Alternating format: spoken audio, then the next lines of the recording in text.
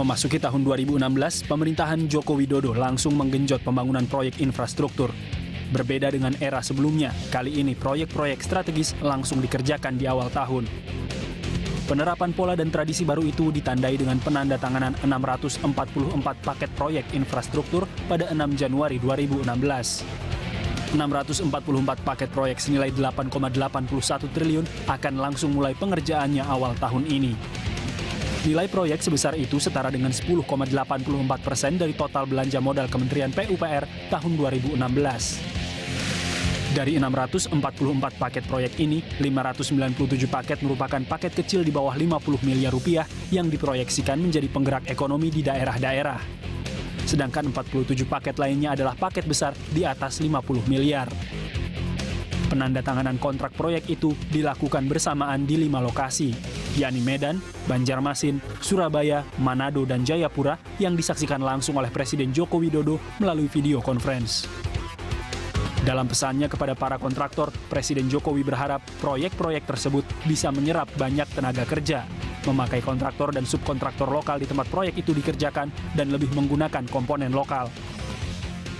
2016 di PU tadi saya minta informasi ke Pak Menteri ada 10.649 paket, dan pada bulan Januari akan ditandatangani 1.026 paket sebesar 25 triliun.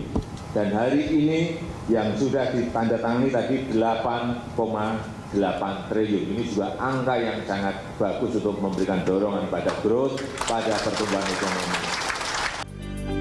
Sementara Menteri PU dan Perumahan Rakyat Basuki Hadimulyono menyatakan Kementerian PU dan Perumahan Rakyat memiliki 10.752 paket kontrak senilai 73,41 triliun untuk percepatan pembangunan infrastruktur. Sebanyak 5.344 paket diantaranya senilai 42,74 triliun rupiah sudah dilelang sejak Agustus hingga Desember 2015. Penandatanganan kontrak paket proyek yang sudah dilelang itu akan berlanjut hingga bulan Maret, termasuk proyek multi-years. Sekarang ini ada 1.026, itu termasuk multi-years. Ya, itu yang 25,7 triliun. Nah, nanti akhir Januari ditandatangani lagi 9,2 triliun. Dan seluruhnya akan kita selesaikan pada bulan Maret 2016 ini selesai semua. Ya, di luar itu harus ada izin menteri untuk lelang. Jadi semua kita percepat. Paket kontrak yang telah ditandatangani hari Rabu 6 Januari 2016 tersebar di beberapa bidang. Antara lain bidang sumber daya alam sebanyak 191 paket senilai 811,41 miliar di bidang sumber daya alam dan 436 paket jalan dan jembatan senilai 7,93 triliun rupiah. Sedangkan di bidang infrastruktur perumahan sebanyak 11 paket senilai 68,87 miliar dan bidang penyediaan perumahan sebanyak 6 paket senilai 4,8 miliar rupiah.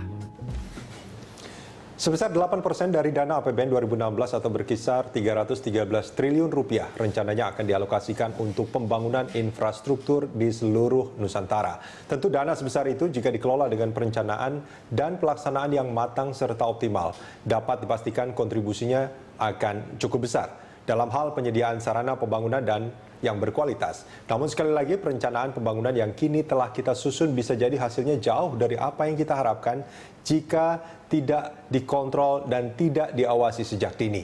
Karena perlu diingat, selama ini sektor infrastruktur menjadi salah satu sektor yang menduduki peringkat tertinggi dalam kategori sektor yang menjadi sasaran empuk bagi para koruptor. Lantas apa yang sedianya perlu kita lakukan agar dana pembangunan yang telah dialokasikan termanfaatkan secara tepat guna dengan tingkat kebocoran yang rendah? Pemirsa, untuk memperbincangkan masalah itu telah hadir di studio peneliti dari Pukat Kajian Anti Korupsi atau Pukat UGM, Hifzil Alim, dan kami juga mengundang Anda untuk ikut berpartisipasi melalui SMS di 0811-8333-5551 dan layanan telepon di 0215290031. Yang nomor teleponnya nanti akan kita tayangkan di layar.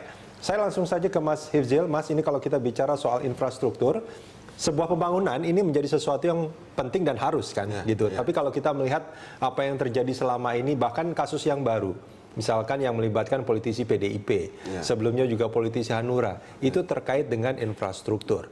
Kalau misalkan ini tidak diawasi dengan baik, rasanya hasil atau dampak yang diharapkan itu tidak akan maksimal. Nah, bahkan ICW menyebutkan bahwa infrastruktur itu sebagai sektor yang paling tinggi menjadi lahan basah bagi korupsi. Benar nggak seperti itu, Mas? Iya, pembangunan infrastruktur itu satu kesatuan dengan pengadaan barang dan jasa, di mana menjadi sektor yang paling tinggi sebenarnya dalam hal korupsi di daerah. Karena tadi kita lihat angkanya lebih dari, kalau keseluruhan itu lebih dari 200 triliun.